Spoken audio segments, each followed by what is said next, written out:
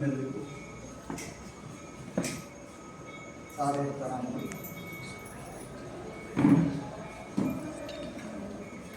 ಈ ದಿನ ಆಸ್ವಾದ ಪ್ರಯುಕ್ತ ಆಸ್ವಾದ ಅಂದರೆ ಆತ್ಮಜ್ಞಾನ ಸ್ವಾಧ್ಯಾಯ ಸಂಧಾನ. ಇದು 10 ವರ್ಷಗಳ ಮುಂಚೆ ಶುರು ಮಾಡಿದ್ವಿ. ಸ್ವಾಧ್ಯಾಯ ಮಾಡಬೇಕು ನಾವು ಅಂದರೆ ನಾವು ನಮ್ಮನ್ನು ತಿಳ್ಕೋಬೇಕು. ಸ್ವಾದ ನಾನು ನಮ್ಮನ್ನು ನಾವು ತಿಳ್ಕೋಬೇಕು, ಸ್ವಾಧ್ಯಾಯ ಮಾಡಬೇಕು. ನನ್ನನ್ನು ನಾನು ತಿಳ್ಕೊಳ್ಳುವಾಗ ಸೇವಾ ಭಾವನೆ ಮಾಡಬೇಕು. ಎಲ್ಲರೊಳಗೆ ಭಗವಂತನ ಕಂಡು ನನ್ನಲ್ಲಿ ಭಗವಂತನ ಕಾಣಬೇಕಾದ್ರೆ ಸ್ವಾಧ್ಯಾಯ ಮಾಡಬೇಕು. ಅಂದರೆ ನಮ್ಮನ್ನು ಅಧ್ಯಯನ ಮಾಡಬೇಕು. ಅದಕ್ಕೋಸ್ಕರ ಆಸ್ವಾದನ ಅರ್ಥ ಏನಂದರೆ ಆಸ್ವಾದನ ಸವಿ ಕೂಡ ನಮ್ಮನ್ನು ತಿಳ್ಕೊಳ್ಳೋದ್ರಲ್ಲಿ ನಾವು ತಿಳ್ಕೊಳ್ಳೋದ್ರಲ್ಲಿ ಭಾಳ ಸಂತೋಷ ಇದೆ, ಆನಂದ ಇದೆ. ಸೇವೆ ಮಾಡೋದ್ರಲ್ಲಿ ಆನಂದ ಇದೆ. ಆ ಉದ್ದೇಶದಿಂದ ಆಸ್ವಾದ ಸಂಸ್ಥೆಯನ್ನು ಸುಮಾರು 10 ವರ್ಷಕ್ಕೆ ಅದೇ ಮಾಡಿ ಸುಮಾರು ಬೆಳೆದಿದೆ. ಹಲವಾರು ಜನ ಸೇರಿಕೊಂಡಿದ್ದಾರೆ. ಹಲವಾರು ರೀತಿಯ ಸೇವಾ ಕಾರ್ಯ ನೀಡಿದ್ದಾರೆ. ಮುಖ್ಯವಾಗಿ 5 ಸೇವಾ ಕಾರ್ಯಗಳಿವೆ. ದೇವಯಜ್ಞ, ಮನುಷ್ಯಯಜ್ಞ, ಋಷಿಯಜ್ಞ, ಪಿತೃಯಜ್ಞ ಮತ್ತು ಭೂತಯಜ್ಞ. ಇವತ್ತು ಮಾಡ್ತಾ ಇರೋದು ಋಷಿಯಜ್ಞದ ಕಾರ್ಯಕ್ರಮ. ಬಸವಣ್ಣನವರ ನುಡಿಯನ್ನು, ಶರಣರ ಮಾತುಗಳನ್ನು ತಿಳ್ಕೊಂಡು ಕೇಳಿ ನಾವು ತಿಳ್ಕೊಂಡು ಅದು 4 ಜನಕ್ಕೆ ಹಂಚುವ ಕೆಲಸ ಮಾಡ್ತೀವಿ. ಅದರಲ್ಲಿ ಸುಮಾರು ಜನ ಕೆಲಸ ಮಾಡ್ತಾರೆ. ಪಾರ್ವತಿಯವರು ಮತ್ತು ಹಲವಾರು ಜನ ಬಸವ ಜ್ಯೋತಿಯನ್ನು ಮನೆಗೆ ತಗೊಂಡು ಕೆಲಸ ಮಾಡ್ತಾರೆ. ಈ ಶರಣರ ಮಾತು ಅದರಲ್ಲಿ ಸವಿತುಬಿಟ್ಟು 4-5 ಸಾಲಿನ ಒಂದು ಪಂಕ್ತಿ ಕೂಡ ಜೀವನದ ಆಳವಾದ ರಹಸ್ಯವನ್ನು ಹೇಳ್ಕೊಡ್ತೀನಿ. ಆ ಶರಣರ ಸೇವೆಯಿಂದಾಗಿ ನಮ್ಮಲ್ಲಿ ಸಂಸ್ಕೃತಿ ಧರ್ಮ ಉಳ್ಕೊಂಡಿದೆ. ಇದ್ರೆ ನೋಡಿ, ಉತ್ತರ ಭಾರತದಿಂದ ಬಿಜಾಪುರ, ಗದಗ, ಕಲಬುರ್ಗ ಅಲ್ಲೆಲ್ಲ ದಾಳಿಗಳಿವೆ. ವಿಜಯನಗರ ನಾಶ ಆಯಿತು. ಈ ವಿದೇಶಿಯರ ದಾಳಿಯಿಂದ ಧರ್ಮ ಪರಿವರ್ತನೆ ಆಯಿತು. ಜನಸಾಮಾನ್ಯರಲ್ಲಿ ಧರ್ಮದ ಜಾಗೃತಿ ಮೂಡಿಸಿ ಆತ್ಮಜ್ಞಾನದ ಜ್ಯೋತಿ ಬೆಳೆಸಲಿಕ್ಕೆ ಒಂದು ಕಡೆ ಉತ್ತರದಲ್ಲಿ ಶರಣರು, ದಕ್ಷಿಣದಲ್ಲಿ ದಾಸರು, ಪುರಂದರದಾಸರು, ಕನಕದಾಸರು. ಅವರ ಸೇವೆ ಅನಂತ ಮತ್ತು ಅಪಾರ. ವಿಶೇಷ ಏನಂದರೆ ಶರಣರ ವಚನದಲ್ಲಿ ವಚನದಲ್ಲಿ ಪ್ರತಿಯೊಂದರಲ್ಲೂ ವೇದದ ರಹಸ್ಯ ಆಗಿದೆ. ವೇದದ ಮಾತುಗಳನ್ನು ಸಂಸ್ಕೃತ ಕಲಿತು ತಪ್ಪು ಕೊಡ್ತಾರೆ. ಯಾಕಂದರೆ ದಾಳಿಕೋರರು ತಮ್ಮ ಗುರುಗಳನ್ನು ನಾಶ ಮಾಡಿದ್ರು.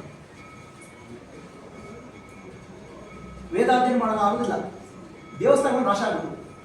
ಆವಾಗ ಸಣ್ಣ ಮಾತಿನಲ್ಲಿ ಕನ್ನಡದ ಸವಿ ನುಡಿಯಲ್ಲಿ ಆ ವೇದದ ಜ್ಞಾನವನ್ನು, ಆತ್ಮಜ್ಞಾನವನ್ನು ಜನರಲ್ಲಿ ತುಂಬಿ ಬೆಳೆಸಿದರು ಶರಣರು. ಆ ಬಸವಣ್ಣನ ಕಾಲದಲ್ಲಿ ಅನುಭವ ಮಂಟಪ, ಕಲ್ಯಾಣದಲ್ಲಿ ಅನುಭವ ಮಂಟಪ, ಅಲ್ಲಿ ಹಲವಾರು ಜ್ಞಾನಿಗಳು ಬಂದು ತಮ್ಮ ಜ್ಞಾನವನ್ನು ಹಂಚ್ಕೊಳ್ತಾರೆ. ಇಲ್ಲಿ ಒಂದು ಅನುಭವ ಮಂಟಪ ಬೆಳೀತಾ ಇದೆ, ಲೈಟ್ ಆಫ್ ಸೆಲ್ಫ್ ಫೌಂಡೇಶನ್ ಅಂತ. ಹಲವಾರು ಜ್ಞಾನದ ಅಧ್ಯಯನ ನಡೀತದೆ. ಹಲವಾರು ಜನ ಸೇರಿ ಜ್ಞಾನದ ಅಧ್ಯಯನ ಮಾಡ್ತಾರೆ, ಹಂಚಿಕೊಳ್ತಾರೆ. ಈ ಅನುಭವ ಮಂಟಪದಲ್ಲಿ ಆಸ್ವಾದನ ಸಂಸ್ಥೆ ಪಂಚಾಯತ್ ನಡೆಸ್ತಾ ಇದೆ. ಋಷಿ ಪರವಾಗಿ ಭಾಗವಾಗಿ ಬಸವಣ್ಣನವರ ಮಾತುಗಳು, ಕಡೆಗೆ ವೇದಾಧ್ಯಯನ, ವೇದ ಮಂತ್ರಗಳ ಪಾಠ, ಭಗವದ್ಗೀತೆಯ ಪಾಠ, ಕಡೆಗೆ ಜನರಿಗೆ ಭಜನೆಗಳು ನೀಡುವುದು. ಇದು ವಿಷಯ.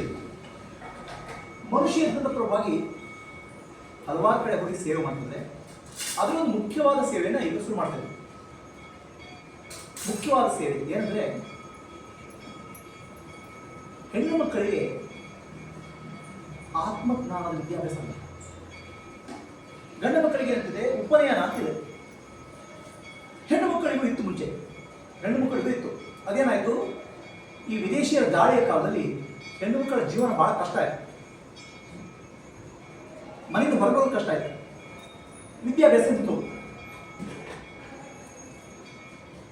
ಗಂಡು ಮಕ್ಕಳಿಗೆ ಎಷ್ಟು ವಿದ್ಯಾಭ್ಯಾಸದ ಅಧಿಕಾರ ಇದೆಯೋ, ಯಾವ ವಿದ್ಯಾಭ್ಯಾಸ, ಆತ್ಮಜ್ಞಾನ ವಿದ್ಯಾಭ್ಯಾಸ, ಅಷ್ಟೇ ಅಧಿಕಾರ ಹೆಣ್ಣು ಮಕ್ಕಳಿಗೆ, ಅವ್ರಿಗೂ ಬೇಕು.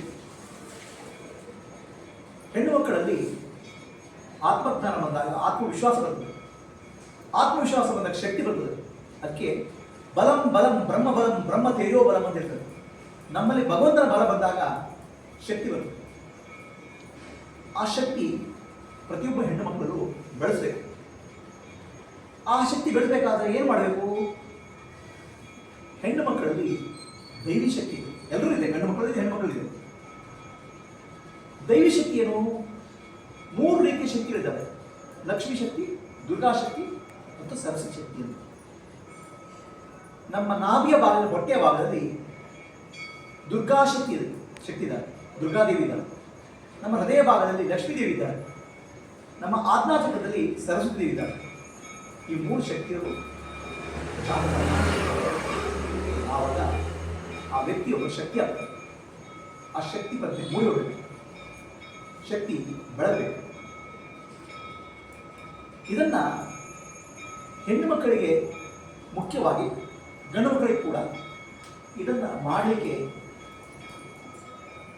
ದೇವಿ ಸೇವಿಕಾ ಸಂಘ ಅನ್ನೋದನ್ನ ಶುರು ಮಾಡ್ತೀವಿ. ಈ ದೇವಿ ಸೇವಿಕಾ ಸಂಘದಲ್ಲಿ ಹೆಣ್ಣು ಮಕ್ಕಳಿಗೆ ಆತ್ಮರಕ್ಷಣೆ, ಆತ್ಮಜ್ಞಾನ, ಆತ್ಮವಿಶ್ವಾಸ ಮತ್ತು ಸ್ವದೇಶ ಪ್ರೇಮ ಇದನ್ನು ಹೇಳ್ಕೊಡೋ ಉದ್ದೇಶ. ಹೆಚ್ಚಾಗಿ ಹೆಣ್ಣು ಮಕ್ಕಳಿಗೆ 6ನೇ ಕ್ಲಾಸಿಂದ 1ನೇ ಕ್ಲಾಸಿಂದ 8ನೇ ಕ್ಲಾಸ್ ಮಕ್ಕಳಿಗೆ ಗಮನ. ಅದರಿಂದ ದೊಡ್ಡವರು ಬಂದರೂ ಪರವಾಗಿಲ್ಲ, ಅವರಿಗೆ ನಿಧಾನವಾಗಿ ಇದನ್ನು ತಿಳಿಸ್ಬೇಕು ಅನ್ನೋ ಪ್ರಯತ್ನವನ್ನು ಆಸ್ವಾದನ ಸಂಸ್ಥೆ ಮನುಷ್ಯ ಎತ್ತುವ ಕಾರ್ಯಕ್ರಮವನ್ನು ಶುರು ಮಾಡಿದೆ. ಈ ಕಾರ್ಯಕ್ರಮ ಒಳ್ಳೆಯದಾಗಲಿ, ತುಂಬ ಜನ ಹೆಣ್ಣುಮಕ್ಕಳಿಗೆ ಇದು ಮುಖ್ಯ. ನಮ್ಮ ದೇಶದಲ್ಲಿ ಸ್ತ್ರೀ ಶಕ್ತಿ ಜಾಗೃತ ಆಗಲಿ, ಇದೊಂದು ಈ ಭಾವನೆಯಿಂದ ಇದನ್ನು ಶುರು ಮಾಡಿದೆ. ಆ ಕಾರ್ಯಕ್ರಮ ನಡೀತಾ ಇದೆ. ಅದೇ ರೀತಿ ಮನುಷ್ಯ ಎತ್ತದ ಅಂಗವಾಗಿ, ಋಷಿ ಎತ್ತದ ಅಂಗವಾಗಿ ಋಷಿಗಳ ಜ್ಞಾನ ಎಲ್ಲ ಹರಡಬೇಕು. ನಮ್ಮ ದೇಶದಲ್ಲಿ 16ನೇ ಶತಮಾನ ಅಂದರೆ ಬ್ರಿಟಿಷರು ಬರೋ ಮುಂಚೆ ಗುರುಕುಲಗಳು ಬಹಳ ಚೆನ್ನಾಗಿರ್ತದೆ. ಗುರುಕುಲದಲ್ಲಿ ಮಹಾಜ್ಞಾನಿಗಳನ್ನು ಸೃಷ್ಟಿ ಮಾಡ್ತಾರೆ. ತುಂಬ ಜ್ಞಾನಿಗಳನ್ನು, ಅದ್ಭುತವಾದ ಜ್ಞಾನಿಗಳನ್ನು. ಬ್ರಿಟಿಷರು ಬಂದು ಏನು ಮಾಡಿದ್ರು, ಈ ಗುರುಕುಲ ಪದ್ಧತಿಯನ್ನು ನಾಶ ಮಾಡಿದ್ರು. ಯಾಕಂದರೆ ಯಾರು ಭಾಗಿನ ಬಂದರೆ ಮೊದಲು ನಾಶ ಮಾಡಿದ್ರೆ ಎಜುಕೇಷನ್ ಸಿಸ್ಟಮನ್ನು, ದಾಳಿ ಮಾಡಿದ್ರೆ ಎಜುಕೇಷನ್ ಸಿಸ್ಟಮನ್ನು. ನಮಗೆ ನಲಂದ ಅಂತ ಗುರುಕುಲ ಸುತ್ತ ಹಾಕಬೇಕಾದ್ರೆ ಆ ಗುರುಕುಲ ಕೃತಿಗಳು ಶುರು ಆಗಬೇಕಾದ್ರೆ 6 ತಿಂಗಳು ತಗೊಳ್ತು ಟೈಮ್. ಅಷ್ಟು 120 ದೇಶಗಳಿಂದ ಜನ ಬರ್ತಿದ್ದಾರೆ ಕಲಿಕೆ. ಗುರುಕುಲ ವ್ಯವಸ್ಥೆ ಅಷ್ಟು ಚೆನ್ನಾಗಿತ್ತು. ಕರ್ನಾಟಕದಲ್ಲಿ ನಮ್ಮ ಸ್ವಾತಂತ್ರ್ಯ ಬಂದಾಗ ಸುಮಾರು 75,000 ಗುರುಕುಲಗಳು. ಆ ಗುರುಕುಲ ವ್ಯವಸ್ಥೆ ಹೋಯಿತು. ಗುರುಕುಲ ಹೋದಾಗ ಏನಾಯಿತು, ಜನರಿಗೆ ನಮ್ಮ ಸ್ವಧರ್ಮ, ನಮ್ಮ ಸಂಸ್ಕೃತಿ ಈ ಪಾಠ ಕಲಿಸುತ್ತಿತ್ತು. ಅದಕ್ಕೋಸ್ಕರ ಪುನಃ ಗುರುಕುಲವನ್ನು ಬಳಸಬೇಕು, ಶುರು ಮಾಡಬೇಕು ಅನ್ನೋ ಉದ್ದೇಶದಿಂದ ಬಿಸ್ಕಿಟ್ ಗುರುಕುಲ ಸ್ಟಾರ್ಟ್ ಮಾಡಿದ್ದೇವೆ. ಶಾರದಾಜಿಯವರು ಈ ಬಿಸ್ಕಿಟ್ ಗುರುಕುಲ ನಡೆಸ್ತಾ ಇದ್ದಾರೆ. ತಮ್ಮೆಲ್ಲ ಪರಿಚಯದವರಿಗೆ ಯಾರಾದರೂ ಇದ್ದರೆ ಮಕ್ಕಳಿಗೆ 6ನೇ ಕ್ಲಾಸ್ ಬರ್ಬೋದು, 6ನೇ ಕ್ಲಾಸು, 7ನೇ ಕ್ಲಾಸು, ಇನ್ನೂ ಹಲವಾರು ಕಡೆ ಈ ಗುರುಕುಲವನ್ನು ತಗೊಂಡು ಹೋಗುವ ಆಶೆ ಇದೆ.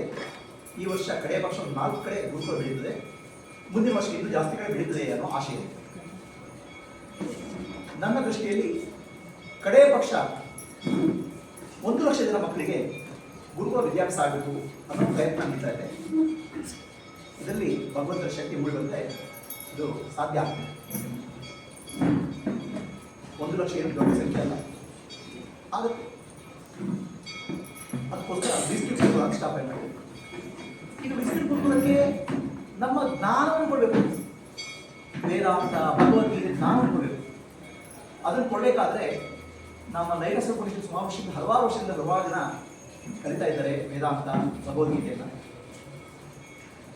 ಒಂದು ದೊಡ್ಡ ಸಂಸ್ಥೆಯಾಗಿ ಬೆಳೆದಿದೆ. ಇದನ್ನು ಮಕ್ಕಳಿಗೆ ಹಂಚಬೇಕು, ಸ್ಕೂಲಿಗೆ ಹಂಚಬೇಕು ಅದು ನಮ್ಮ ಸ್ಕೂಲ್ಗಳಲ್ಲಿ ಮಕ್ಕಳಲ್ಲಿ ಈ ಜ್ಞಾನ ಬರಬೇಕು, ಭಾರತೀಯ ಸಂಸ್ಕೃತಿ ಭಾರತೀಯ ಜ್ಞಾನ ಬರಬೇಕಂತ ಈಗಿನ ಲೈಟ್ ಆಫ್ ಸನ್ ಯೂತ್ ಯುವ ಜ್ಯೋತಿ ಯುವಕರಲ್ಲಿ ಬೆಳಕು ಮೂಡಿಸಬೇಕು ಅನ್ನೋ ಕಾರ್ಯಕ್ರಮನ ಇವತ್ತು ಶುರು ಮಾಡಿದ್ದೇವೆ. ಅದಕ್ಕೆ ಹಲವಾರು ಜನ ಭಾಗವಹಿಸ್ತಾ ಇದ್ದಾರೆ. ಇದರಲ್ಲಿ ವೇದ ಮಂತ್ರ ಹೇಳ್ಕೊಳ್ಳೋದು, ಭಗವದ್ಗೀತೆ ಹೇಳ್ಕೊಳ್ಳೋದು, ಇಂಡಿಯನ್ ನಾಲೆಜ್ ಸಿಸ್ಟಮ್ ಮೂಲಕ ಮಕ್ಕಳಿಗೆ ಸ್ಕೂಲಲ್ಲಿ ಭಾರತೀಯ ಸಂಸ್ಕೃತಿ ಹೇಳ್ಕೊಳ್ಳೋದು ಈ ಪ್ರಯತ್ನ ಮಾಡಬೇಕು. ಇದು ತುಂಬ ಬೆಳೀತದೆ, ಇದು ತುಂಬ ಹಲವಾರು ಜನರಿಗೆ ಮುಗ್ತದೆ ಅನ್ನೋ ಆಶೆ. ಒಟ್ಟಿಗೆ ನಮ್ಮ ದೇಶದ ಸಂಸ್ಕೃತಿ, ನಮ್ಮ ದೇಶದ ಜ್ಞಾನ ಎಲ್ಲರಿಗೂ ಮುಟ್ಟಬೇಕು. ಎಲ್ಲವನ್ನ ಹಾಳು ಮಾಡಿದ್ದಾರೆ, ನಾಶ ಮಾಡಿದ್ದಾರೆ. ಅದನ್ನು ಪುನಃ ನಮ್ಮ ಪ್ರಯತ್ನ, ನಮ್ಮ ಜೀವನದ ನಮ್ಮ ಪ್ರಯತ್ನ ಎಷ್ಟಾಗುತ್ತೆ ಅಷ್ಟು ಮಾಡೋದು ನಮ್ಮ ಈ ಉದ್ದೇಶ. ಇದು ಕೂಡ ಲೈಟ್ ಆಫ್ ಸನ್ ಯುವ ಜ್ಯೋತಿ ಬೆಳಗುತ್ತದೆ, ಹರಡ್ತದೆ, ಇದು ಬೆಂಕಿ ಹಾಕ್ತದೆ, ಹಲವರನ್ನ ತಟ್ಟುತ್ತದೆ ಅನ್ನುವ ಆಶೆ. ಕಡೆಗೆ ಮನುಷ್ಯನ ಪರವಾಗಿ ಹಲವಾರು ಕಡೆ ಅನಾಥಾಶ್ರಮಗಳಿಗೆ ಹೋಗಿ ಸೇವೆ ಮಾಡೋದನ್ನು ಮಾಡ್ತಾ ಇದ್ದಾರೆ. ಆಸ್ವಾದ ತಾವು ಭಾಗವಹಿಸಲು ಭೂತ ಯಜ್ಞ ಅಂದರೆ ಪ್ರಾಣಿಗಳ ಮೇಲೆ ಕರುಣೆ. ಅದಕ್ಕೆ ಗೋಶಾಲೆಗಳಲ್ಲಿ ಸೇವೆ, ಗೋಶಾಲೆಗಳಲ್ಲಿ ಕೆಲಸ ಮಾಡಿ. ಪಿತೃಯಜ್ಞ ಅಂದರೆ ಹಿರಿಯರನ್ನು ನೋಡ್ಕೊಳ್ಳೋದು. ಅದಕ್ಕೆ ವೃದ್ಧಾಶ್ರಮಗಳಲ್ಲಿ ಸ್ವಲ್ಪ ನಮ್ಮಷ್ಟಿಗೆ ಕೈಲಾದ ಕೆಲಸವನ್ನು ಮಾಡ್ತಾ ಇದ್ದಾರೆ. ದೇವಯಜ್ಞ, ಪಿತೃಯಜ್ಞ. ಮತ್ತೆ ದೇವಯಜ್ಞದ ಪರವಾಗಿ ಅಲ್ಲಲ್ಲಿ ಪ್ರಕೃತಿಗೆ ಏನೇನು ಮಾಡಬೇಕು, ಗಿಡ ಮರಗಳು ಅಂತ ಕೆಲಸ ಮಾಡಬೇಕು. ಒಟ್ಟಾರೆ ನಾವು ಬದುಕಿದ್ದಾಗ ಎಷ್ಟು ನಾವು ವಾಪಸ್ ಕೊಡಬೇಕು ಭೂಮಿಯ ಋಣವನ್ನು, ಅದು ಕೊಡಲಿಕ್ಕೆ ನಮ್ಮಿಂದ ಎಷ್ಟು ಪ್ರಯತ್ನ ಆಗ್ತದೆ ಅಷ್ಟು ಮಾಡಲಿಕ್ಕೆ ಆಸ್ವಾದ ಸಂಸ್ಥೆ ಇದೆ, ಡಿಸ್ಟ್ರಿಕ್ಟ್ ಗೋಪುರ ಇದೆ, ಈಗ ಯುವ ಜ್ಯೋತಿ ಇದೆ. ಇದು ನಾವೆಲ್ಲ ಭಾಗವಹಿಸಬೇಕು. ತಮ್ಮ ಪಂಚದೂರಿಗೆ ಹೇಳಿ ಎಷ್ಟು ಸಾಧ್ಯ ಆದರೂ ಆಗಿ ನಮ್ಮ ಕೈಲಾದ ಸೇವೆ ಮಾಡಿ ಅದನ್ನು ಜಗತ್ತನ್ನು ಉದ್ಧಾರ ಮಾಡೋಲ್ಲ, ನಮ್ಮ ಜೀವನವನ್ನು ನಾವು ಸಾರ್ಥಕ ಮಾಡ್ಕೊಳ್ಳೋಣ, ನಾವು ಬದುಕಿದ್ದು ನಾವು ಸಾರ್ಥಕ ಅಂತ ತಿಳ್ಕೊಳ್ಳೋಣ. ಇದು ನನ್ನ ಪ್ರಾರ್ಥನೆ. ಸೊ ಹಾಗಾಗಿದ್ದು ಅಕ್ಷಯ ತದಿಗೆ ದಿವಸ ಈ ಕಾರ್ಯಕ್ರಮಕ್ಕೆ ಬಂದ ತಮ್ಮೆಲ್ಲರಿಗೂ ಧನ್ಯವಾದಗಳು. ಅಕ್ಷಯ ಅಂದರೆ ಅನಂತ. ಇವತ್ತೇನು ಶುರು ಮಾಡ್ತೇವೆ ಅದು ಬೆಳೀತಾ ಹೋಗ್ತದೆ. ಆಸ್ವಾದ ಬೆಳೀಲಿ, ದೇವಿ ಸೇವಿಕಾ ಸಂಘ ಬೆಳೀಲಿ, ಹಾಗೆ ಲೈಟ್ ಆಫ್ ಸನ್ ಯುವ ಜ್ಯೋತಿ ಬೆಳೆಯಲಿ, ಹರಡಲಿ, ಬೆಳಕಾಗಲಿ. ಅದರಲ್ಲಿ ಭಾಗವಹಿಸಿದ ಪ್ರತಿಯೊಬ್ಬರಿಗೂ ಜೀವನ ಸಾರ್ಥಕವಾಗುವ ಅವಕಾಶ ಆಗ್ತದೆ. ಪ್ರಾರ್ಥನೆ ಮಾಡ್ತಾ ನಾನು ಎರಡು ಮಾತು ಮುಗಿಸ್ತೇನೆ.